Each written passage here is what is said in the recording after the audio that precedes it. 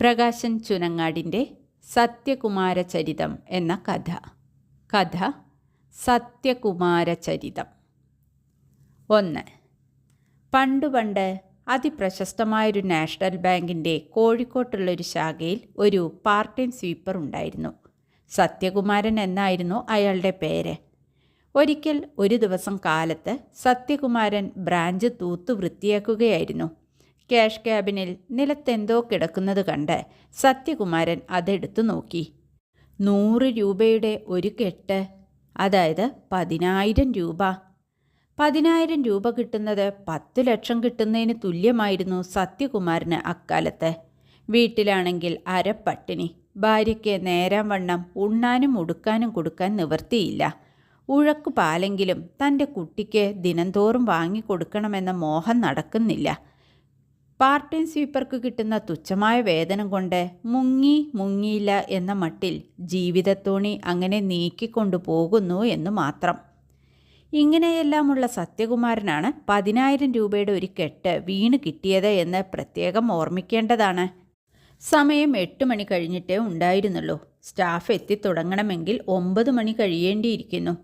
10,000 രൂപയുടെ കെട്ട് സത്യകുമാരൻ്റെ ഉള്ളം കൈയിലിരുന്ന് സത്യകുമാരനെ നോക്കി ചിരിച്ചു. ഇതാ, എന്നെ എടുത്തോളൂ, ഇതോടെ നിന്റെ കഷ്ടപ്പാടൊക്കെ അവസാനിക്കും. എന്നിട്ട് പത്നീപുത്ര സമേതനായി സന്തോഷമായി ജീവിക്കൂ. 10,000 രൂപയുടെ കെട്ട് സത്യകുമാരനോട് പറഞ്ഞു. അല്ലെങ്കിലോ മിഠായി തെരുവിൽ കൂടികൊള്ളുന്ന സാക്ഷാൽ ലക്ഷ്മീദേവി തന്നെ ആയിരിക്കണം ഈ നോട്ടുകെട്ട് സത്യകുമാരന് സമ്മാനിച്ചത്. ഒരു ഓട്ടോറിക്ഷയിൽ കയറി വീട്ടിൽ ചെന്ന് നോട്ടുകെട്ട് ഭദ്രമായി സൂക്ഷിച്ചു വെച്ച് തിരികെ ബാങ്കിൽ വന്ന് വീണ്ടും ശുചീകരണ പ്രവൃത്തിയിൽ ഏർപ്പെടാനുള്ള സാവകാശവും ഉണ്ടായിരുന്നു. പക്ഷേ നോട്ടുകെട്ടിൻ്റെ പ്രലോഭനങ്ങൾക്കൊന്നും ധീരനായ സത്യകുമാരൻ വശംവദനായില്ല. സാക്ഷാൽ ഹരിശ്ചന്ദ്രൻ്റെ വംശപരമ്പരയിൽ വന്ന് പിറന്നവനായിരുന്നു നമ്മുടെ സത്യകുമാരൻ. തൻ്റെ ഉള്ളം കൈയിലിരിക്കുന്ന 10,000 രൂപയുടെ നോട്ടുകെട്ടിനെ സത്യകുമാരൻ അവജ്ഞയോടെ വീക്ഷിച്ചു. ബ്രാഞ്ച് മാനേജർ വന്നു കയറിയ ഉടനെ സത്യകുമാരൻ നോട്ടുകെട്ട് അദ്ദേഹത്തിൻ്റെ മുമ്പിൽ സമർപ്പിച്ചു. ബ്രാഞ്ച് മാനേജർക്ക് അത്ഭുതവും സന്തോഷവും കോപവും താപവും ഉണ്ടായി. 10,000 രൂപയുടെ നോട്ടുകെട്ട് എങ്ങനെ നിലത്തു വീണുകിടന്നു എന്നോർത്ത് അത്ഭുതം. സത്യകുമാരൻ അത് കണ്ടെടുത്ത് തിരിച്ചേൽപ്പിച്ചല്ലോ എന്ന സന്തോഷം. ക്യാഷ് കൈകാര്യം ചെയ്യുന്നവരുടെ അശ്രദ്ധ കാരണമാണല്ലോ ഇങ്ങനെ സംഭവിച്ചത് എന്നാലോചിച്ച കഠിനമായ കോപം. തൻ്റെ ബ്രാഞ്ചിൽ ഇങ്ങനെ ഒരു സംഭവം ഉണ്ടായല്ലോ എന്ന താപം. വടക്ക് കണ്ണൂർ ദേശത്തു നിന്ന് തീവണ്ടി മാർഗേണ ബഹുദൂരം യാത്ര ചെയ്ത് റെയിൽവേ സ്റ്റേഷനിലിറങ്ങി കാൽനടയായി പിന്നെയും സഞ്ചരിച്ച് 10 മണിക്കാണ് കാഷ്യർ ദേവദത്തൻ ബ്രാഞ്ചിൽ കയറി വന്നത്. സംഭവം ശ്രവിക്കവേ ദേവദത്തൻ ഇരിക്കക്കുത്തനെ ഇരുന്നുപോയി. 2 പേർ ദേവദത്തൻ്റെ ഇടത്തെ കൈക്കുഴിയിലും വലത്തെ കൈക്കുഴിയിലും പിടിച്ച് പതുക്കെ പൊക്കി എണീപ്പിച്ചു. ദേവദത്തൻ്റെ 2 കാലുകൾക്കും താൽക്കാലികമായ ഒരു ബലക്ഷയം സംഭവിച്ചിരുന്നു. പരസഹായത്തോടെയാണ് ദേവദത്തൻ സേഫും ക്യാഷ് ബോക്സും തുറക്കുന്നതും ക്യാഷ് എണ്ണി തിട്ടപ്പെടുത്തുന്നതും. വൈകിട്ട് ക്യാഷ് എടുത്തു വയ്ക്കുമ്പോൾ 100ൻ്റെ നോട്ടുകെട്ട് എങ്ങനെയോ താഴെ വീണുപോയതാണെന്ന് വ്യക്തമായിരുന്നു. ദേവദത്തൻ്റെ അശ്രദ്ധ മൂലം 10,000ൻ്റെ ഒരു കെട്ട് നഷ്ടപ്പെട്ട കാര്യവും സത്യസന്ധനായ സത്യകുമാരൻ്റെ നല്ല മനസ്സുകൊണ്ട് നഷ്ടപ്പെട്ട രൂപ തിരിച്ചു കിട്ടിയ വിശേഷവും ബ്രാഞ്ച് മാനേജർ മേലധികാരിക്ക് എഴുതി അറിയിക്കുകയും ചെയ്തു. യഥാകാലം മേലധികാരത്തിൽ നിന്ന് ദേവദത്തനെ കഠിനമായി ശാസിച്ചുകൊണ്ട് ഉത്തരവ് വന്നു. മേലാൽ ഇത്തരം പ്രവൃത്തികൾ ആവർത്തിച്ചാൽ മൂക്ക് ചെത്തി ഉപ്പിലിടുമെന്ന ഭീഷണിയും.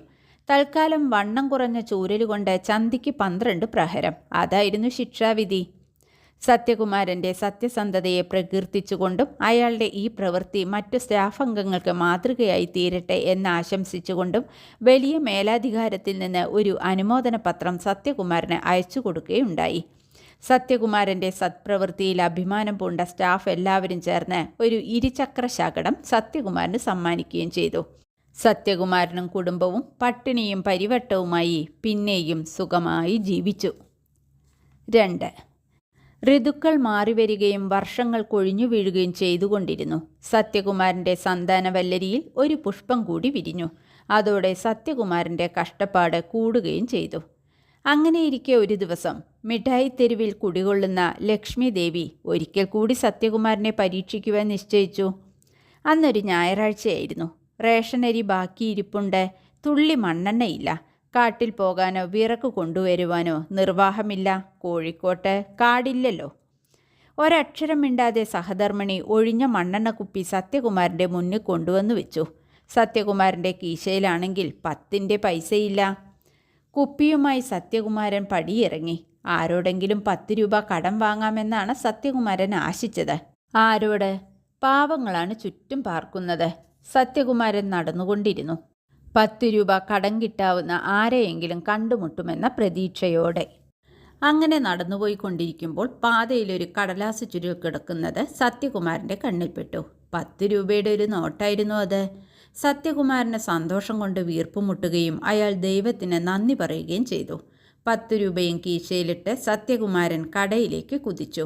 2 ലിറ്റർ മണ്ണെണ്ണയും ബാക്കി പൈസയ്ക്ക് അത്യാവശ്യം പച്ചക്കറിയും വാങ്ങി. മണ്ണെണ്ണയും പച്ചക്കറി പൊതിയുമായി സത്യകുമാരൻ സന്തോഷത്തോടെ വീട്ടിലേക്ക് നടക്കുകയായിരുന്നു. അപ്പോഴാണ് ഒരു വൃദ്ധ എതിരെ വരുന്നത് കാണുന്നത്. എന്തോ തിരഞ്ഞുകൊണ്ട്. ഇടത്തും വലത്തും മുമ്പിലും പിമ്പിലും കാഴ്ച മങ്ങിയ കണ്ണുകളാലെ സൂക്ഷിച്ചു നോക്കിക്കൊണ്ട് വൃദ്ധ പതുക്കെ നടന്നു വരികയായിരുന്നു. സത്യകുമാരന് വൃദ്ധയോട് സഹതാപം തോന്നി. എന്താ വല്യമ്മേ കളഞ്ഞുപോയത്? എൻ്റെ മോനെ, അരി മേടിക്കാനുള്ള പൈസയാണ്. കുടിയിൽ കഞ്ഞി വെച്ചിട്ടില്ല. മടിയിന്ന് വീണുപോയിന്നാ തോന്നണേ. വൃദ്ധ കരയുന്നുണ്ടായിരുന്നു. ഉടുത്തിരുന്ന മുഷിഞ്ഞ മുണ്ടഴിച്ച് വൃദ്ധ വീണ്ടും വീണ്ടും കുടഞ്ഞുകൊണ്ടിരുന്നു. എത്ര പൈസ ഉണ്ടായിരുന്നു? 10 ഉറുപ്പ്യയുടെ ഒറ്റ നോട്ടാ മോനെ. എനിക്ക് കിട്ടിയിട്ടുണ്ട് വല്യമ്മേ.